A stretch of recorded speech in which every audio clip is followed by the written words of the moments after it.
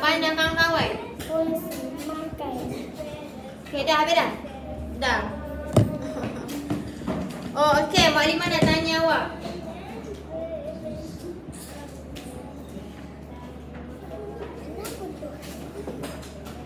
Dia sebutkan saya. Okey, Maklimah nak tanya awak. Okey. Okey, Maklimah nak tanya soalan ni, awak kena jawab.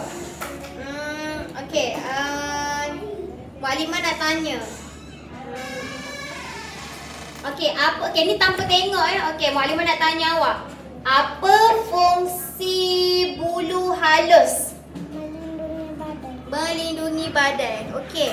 Awak bagi tahu dekat Maklimah apa cara kita nak tunjukkan yang kita sayang kepada haiwan. Kita kena buat apa? Bagi makan.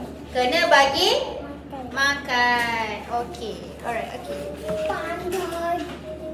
Okey, dah. Itu saja. Sabar, Sobron pula. Maklimah nak tanya pula. Okey, bagi. Naura. Okey, okey, ni tanpa tengok Okey, Sabron cerita dekat Maklimah. Sekejap, Mama nak tengok je. Okey, apa sebutkan satu bahagian tubuh rama-rama yang awak tahu. Apa? Tak payah tengok. Awak kena ingat. Apa? Rama-rama ada apa? Sayap. Sayap. Okey, sayap guna untuk apa? Okey, sayap guna untuk bantu haiwan terbang. Okey. Okey, bagi tahu dekat Maklimah cara nak menunjukkan kasih sayang kepada haiwan. Macam mana cara nak buat?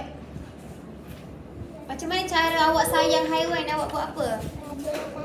Bagi Makanan. bagi makanan. Okey. Alright. Okey dah.